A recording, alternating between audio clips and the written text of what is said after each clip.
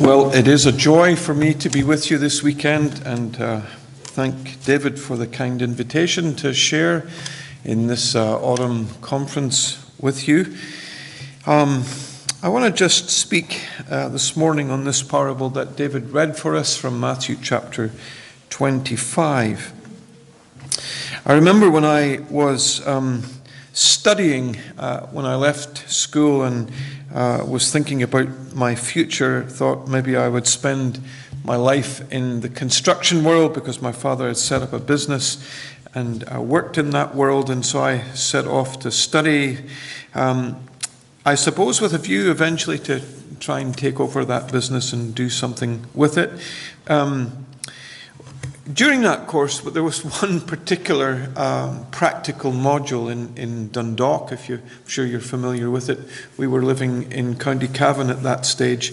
And one particular module, it was a practical module, the lecturer actually left the room, and I think he also left the building. Some issue had come up and he left the building.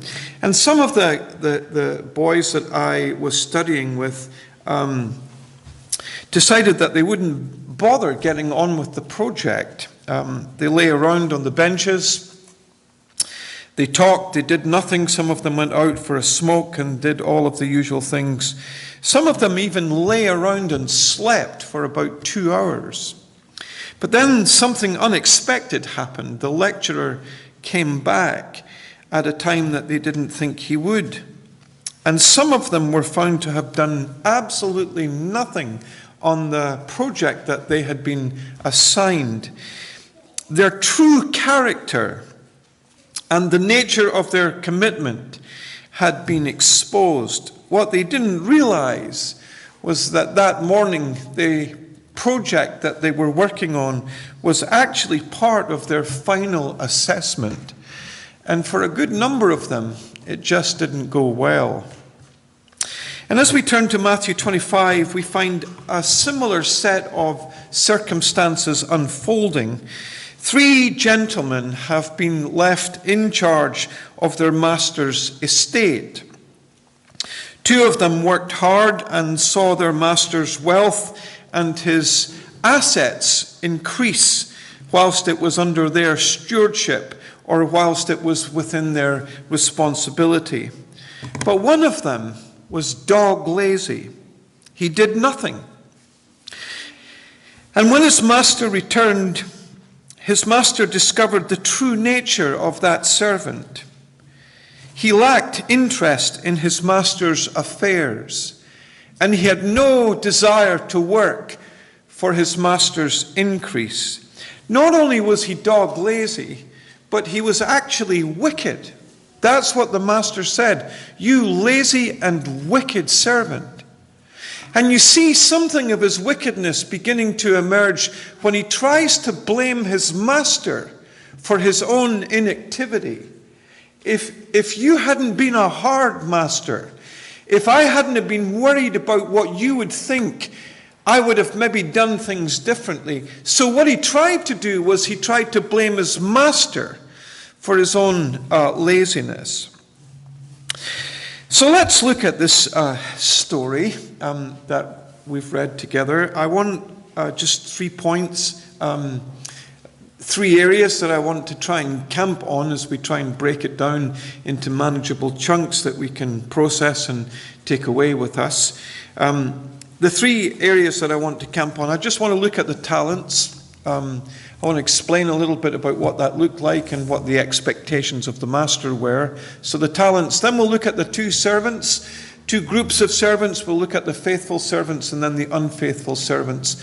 And then finally, we'll just think a little bit about the reward at the end of the story for both the faithful and the unfaithful. So those are the 3 areas. I hope they make sense to you. They make a bit of sense to me, and that's always helpful if you're the speaker. At least there's something happening. So first of all, the talents. I guess, you know, this is a story about a master who's got servants. And we probably don't care much about the idea of servants. But it was part of the world that Jesus lived in. People had servants. And I don't think that the tiny church in the first century was in a position to tackle slavery within the Roman Empire, where somewhere in the region of 1/3 of the population served in the capacity of slaves. I don't think this tiny little group of people called the church was in a position to begin to tackle that. I also think it's fair to say, just by way of introductory comment, that Jesus, by telling this story, is not approving of slavery. Just the same as when in the previous chapter Jesus talked about his return being like a thief in the night. He's not approving of stealing and thieving from other people.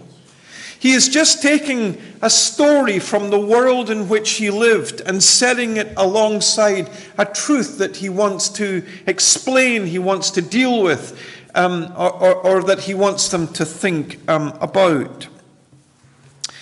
Now, I think it's also worth saying that some of these servants in Bible times, some of them could have been involved in field labor, but some of them were highly educated, and some of them held key positions within society. And slavery looked a lot different than the kind of sort of racial slavery that we think about in South America, in southern states, and so on.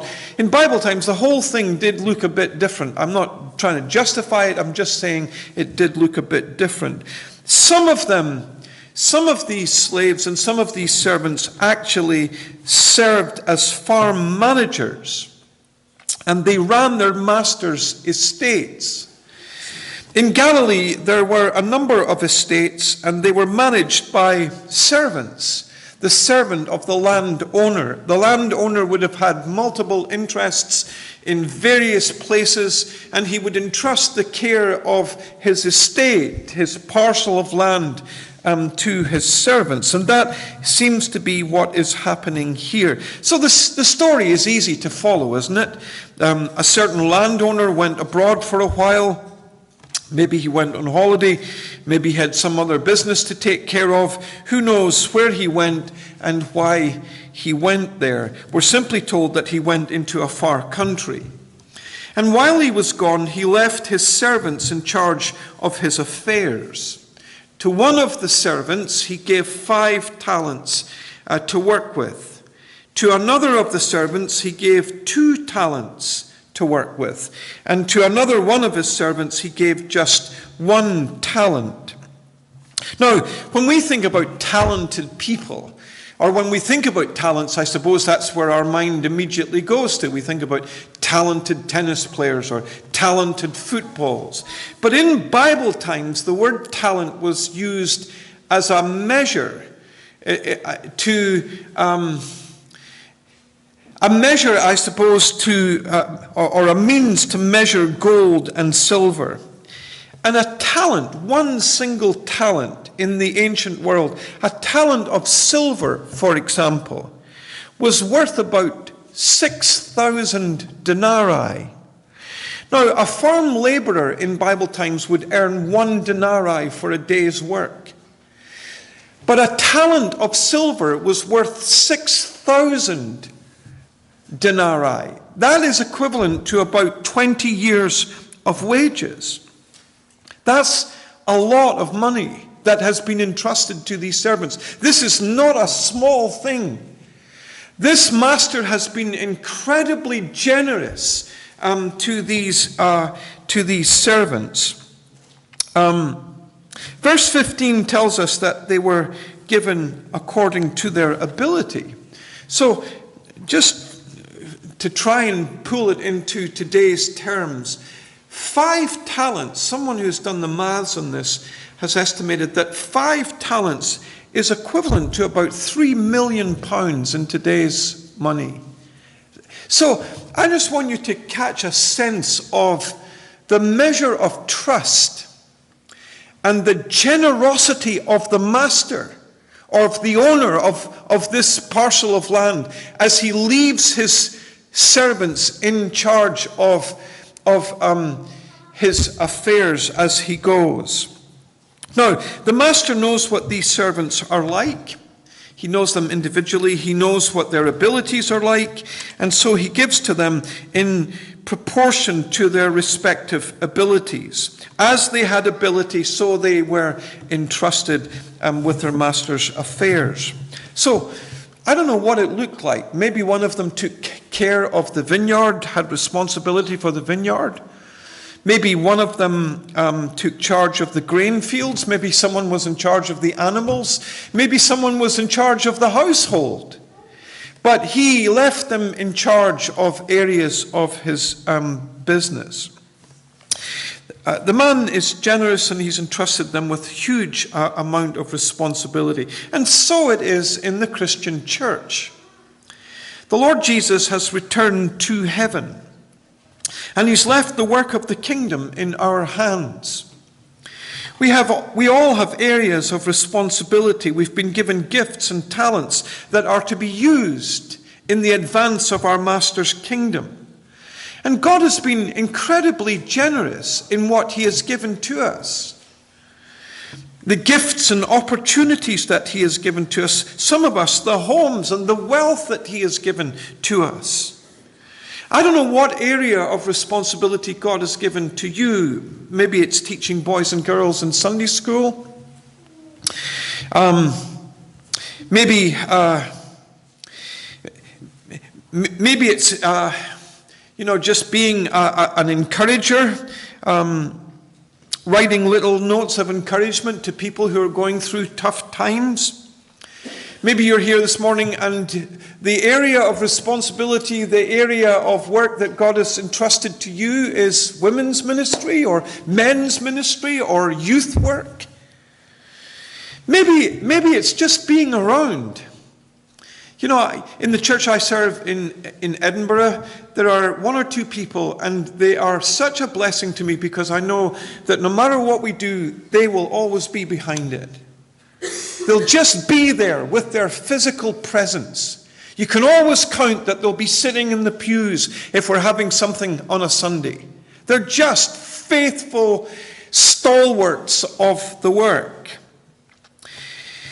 I said to you last night that I live in a city of over 500,000 people, Edinburgh. 85,000 students live in Edinburgh every winter. 85,000 students. And we are right in the middle of Studentville. 27,000 of those students come from international locations, many of them from Asia. And in the context of the church that I serve, everyone has a part to play. Everyone has a role to fill. Every single person in the church have gifts that need to be used in advancing the Master's kingdom. All three of these servants were given something to do. None of them were left with nothing to do.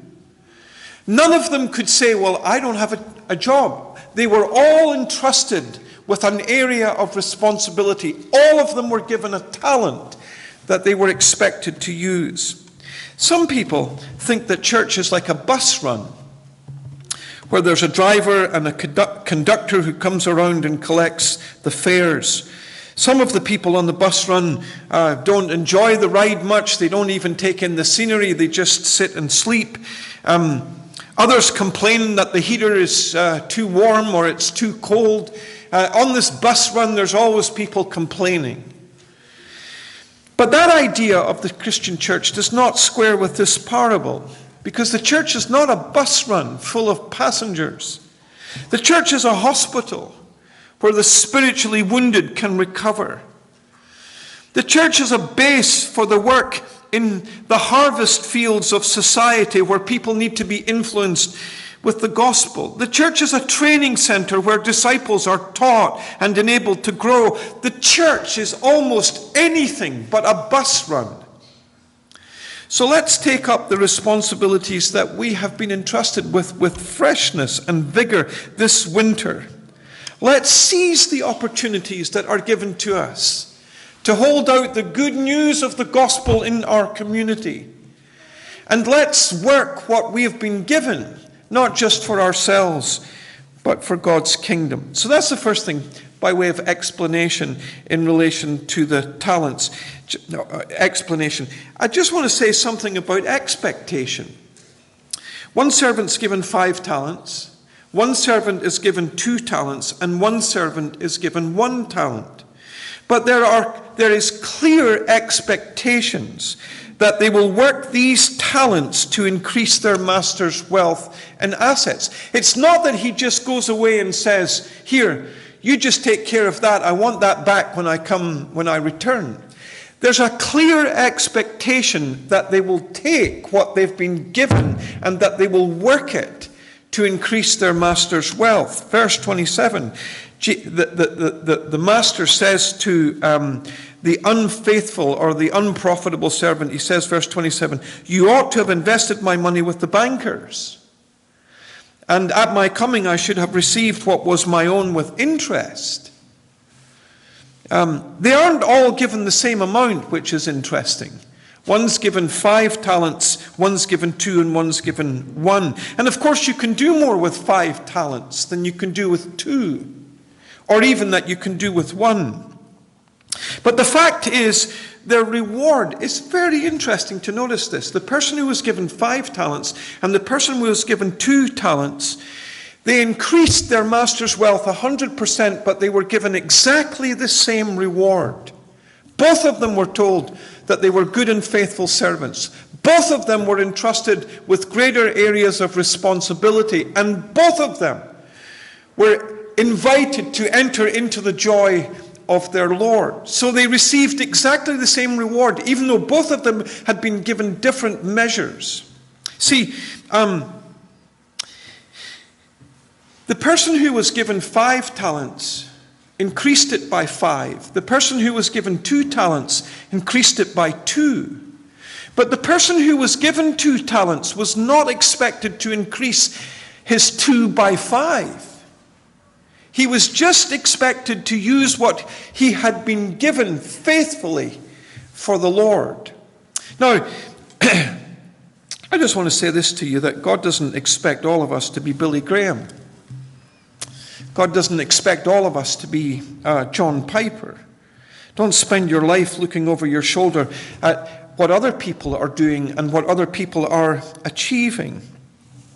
God just expects us to be us. I mean, I remember when I was an assistant minister or pastor in Ballymena in Hill Street, listening to John Shearer preach week after week.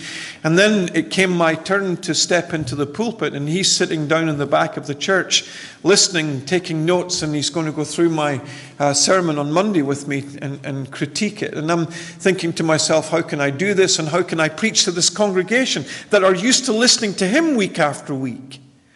And I remember distinctly the Lord, not audibly, but somehow giving me a sense as I stood in that pulpit, I don't expect you to be John Shearer. You don't need to be John Shearer.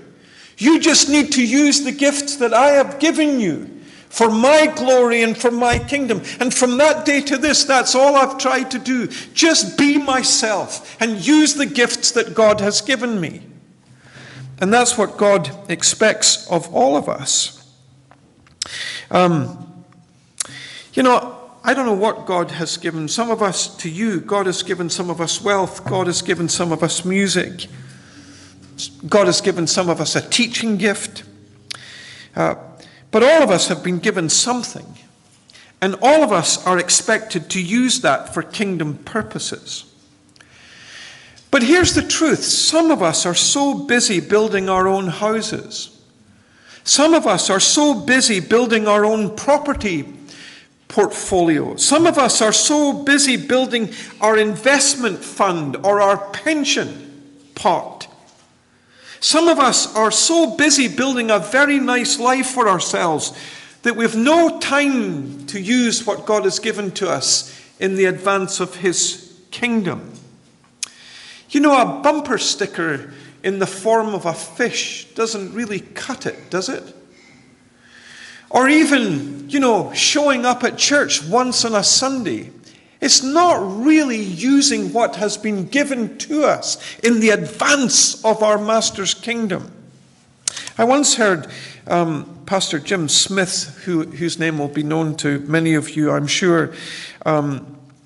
He told this story somewhere. I can't remember where I heard him telling it, but either he or somebody had been asked to go and visit somebody who wanted to join the church. And so they conducted an interview with the person.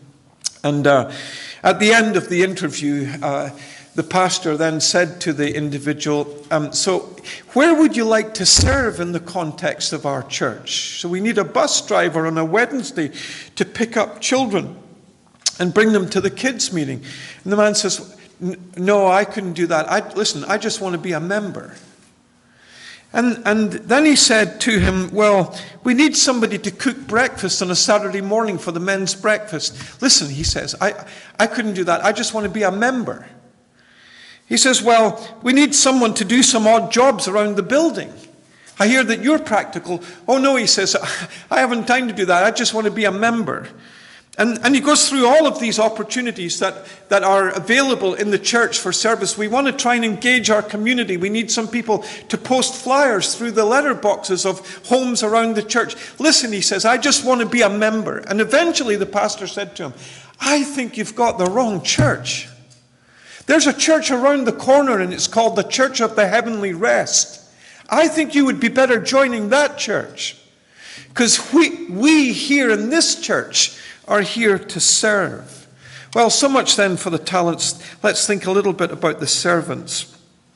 The servants, two quick things. First of all, the faithful servants. In verse 16, we're told that the faithful servants traded what they had been given.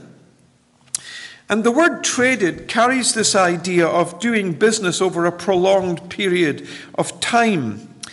They didn't invest in cryptocurrency or Bitcoin, or there was no sort of get-rich-quick schemes. They bought, they sold, they worked what had been given to them over a prolonged period of time, and there was a great delay in the master's return. Over a prolonged period of time, they worked what they had been given to ensure that their master's wealth increased. And when the master came back, I think this is lost in some of our English translations. There is an excitement in their response to the master. Master, you gave me 5 talents, but I have now got 10 talents. Here, this is yours. And there's an excitement. Master, you gave me 2 talents. Now I've got 4 talents. Here, it's yours. I've increased your wealth 100%. I don't think it's too strong to say that that excitement is there because they appreciated their master. Their master had been good to them. Listen, their master had been generous to them.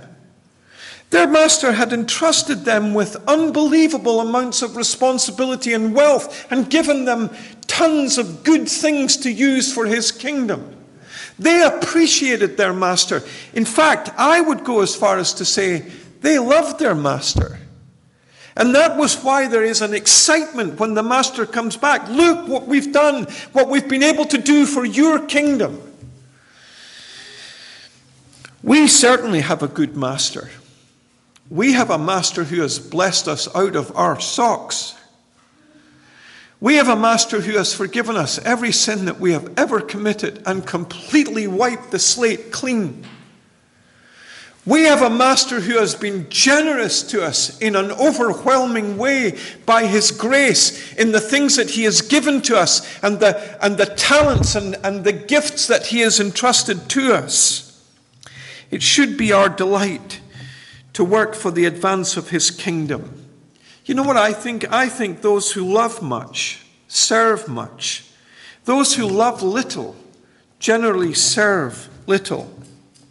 Now, I know that there are people who cannot serve maybe in the way that they used to, but surely there is still something all of us can do in the work of his kingdom and in the advance of his kingdom.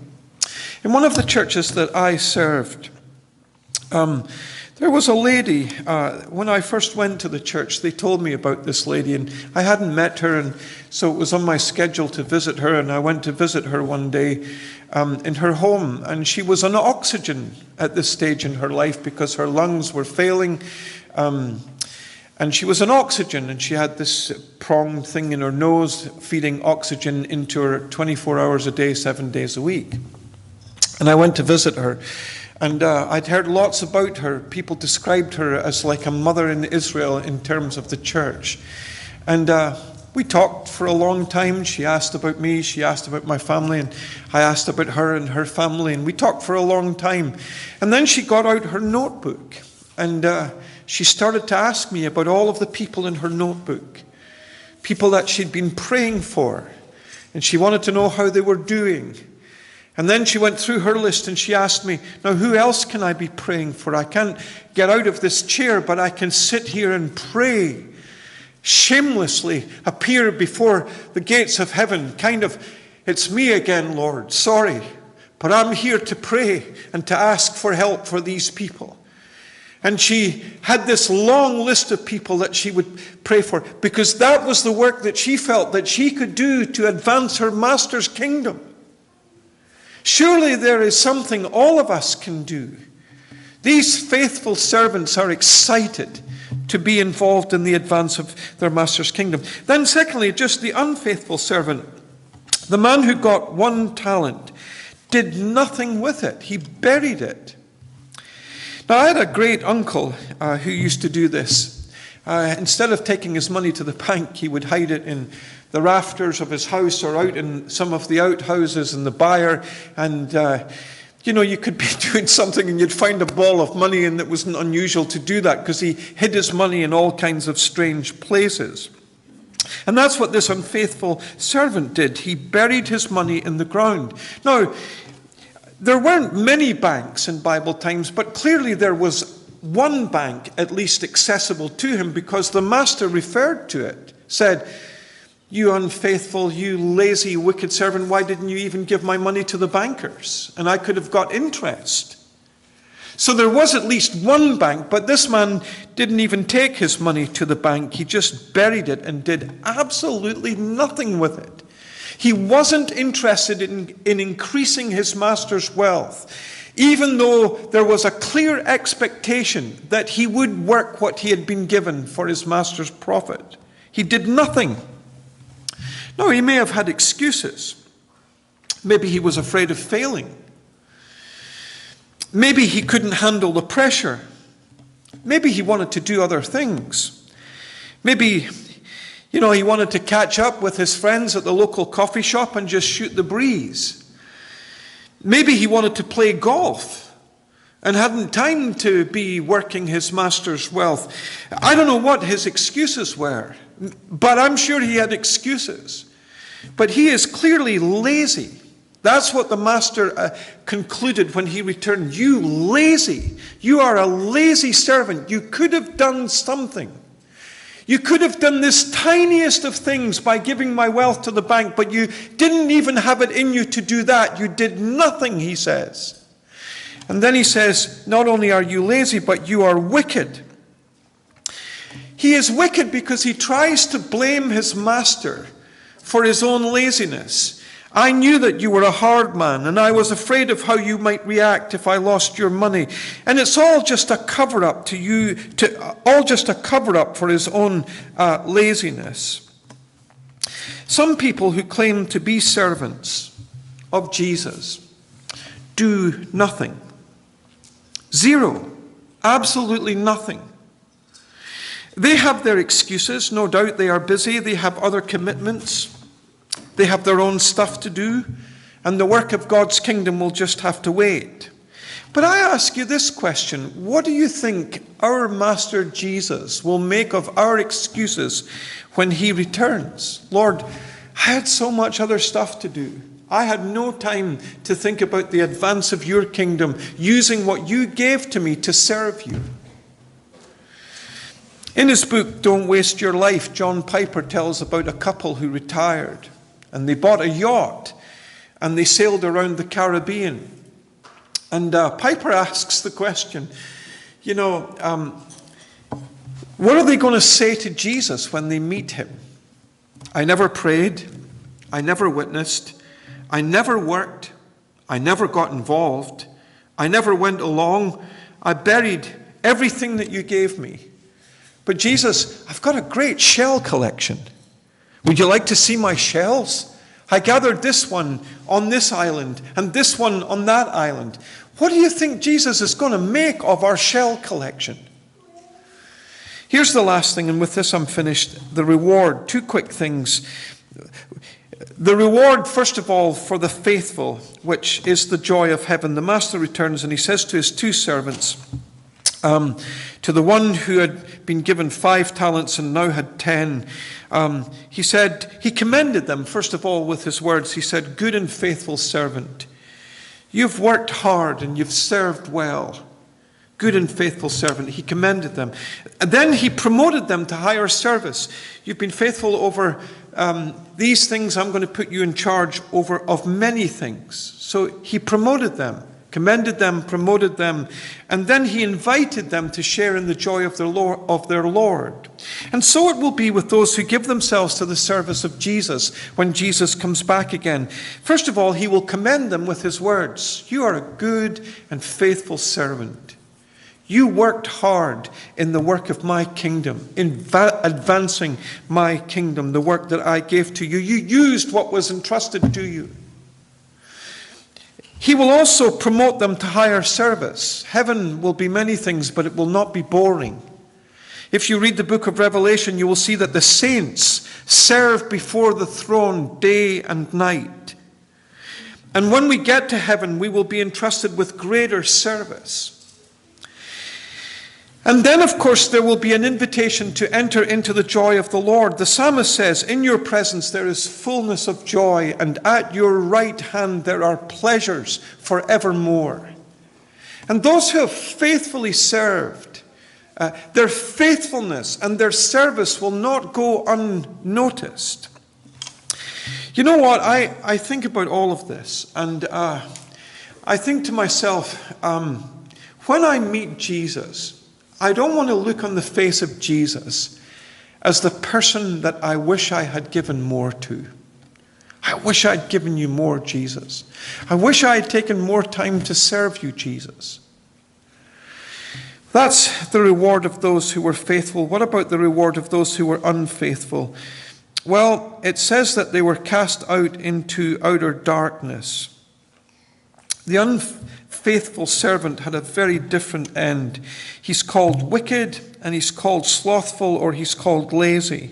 Verse 30, he goes to this place where there's gnashing of teeth. That's sobering, isn't it? This servant who had only been given 1 talent and who buried it was cast into outer darkness. And we ask the question, well, what do we make of this guy? And what was his problem? And one commentator that I read tried to argue that, this was the discipline and the discipline of God on his life. Outer darkness and gnashing of teeth is not discipline. To experience outer darkness and the gnashing of teeth is to perish. And I think some of the older commentators who used to think have hit the nail on the head. J.C. Ryle, who was Bishop of Liverpool, said, this man had a do-nothing religion. And a do-nothing religion is not of God. This man had a Christianity which was devoid of any sense of commitment. He had no motivation to serve or increase his master's assets. He is wicked and he is lazy. He is not a true servant of his master, and that is why he ended up in outer darkness. Now, I want to say this to you. I don't believe that salvation is by works. We are saved by grace. Nothing more than grace. When I get to heaven, I have nothing to offer except Christ died for my sins and rose again for my justification. That's all that I have.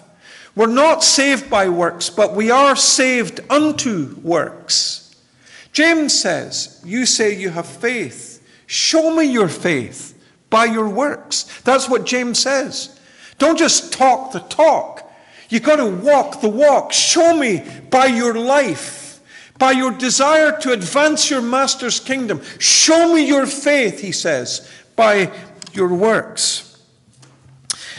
The evidence of salvation is surely a desire to serve. Let's not be slothful. Let's be among the faithful. All of us have been given commitments, things that we ought to be giving ourselves to. We must wait, we must look, and we must work towards the coming of Jesus. Let me tell you the story and then I'm finished. When the fishing boats left the northeast of Scotland, they used to head down, of course, into the English Channel and into all kinds of places. And the fishermen would be gone sometimes for weeks at a time. And on one particularly long fishing trip, the crew of one boat were making their way back to somewhere like Fraserburgh or Peterhead, and they were looking for their families who had gathered to greet them on the dock or on the port side or the harbour side. And so they began to look through their telescope, and each of the men on the ship began to ask, well, is my family there? Oh, yes, I can see your wife, and there's your children. And is my family? Oh, yes, I can see your family there. And then Angus, he asked, is my wife and family there? No, I can't see your wife or family, Angus. So the ship got into the harbour and they got off, and all of the wives and families greeted the fishermen, and Angus went home and in through his front door, and his wife said to him, oh, Angus, we've been waiting for you. And Angus is feeling it a bit now, because all of the other families were on the harbour wall waiting for their husbands to come home. And he says to his wife and to his kids, he says, well, the families of the other men weren't just waiting, they were watching. And that's how it's got to be with us as we look towards the coming of Jesus. We're not just waiting, we're working and we're watching because we want to see the advance of his kingdom. Well, I'm going to hand back to David and he'll lead us in our final song.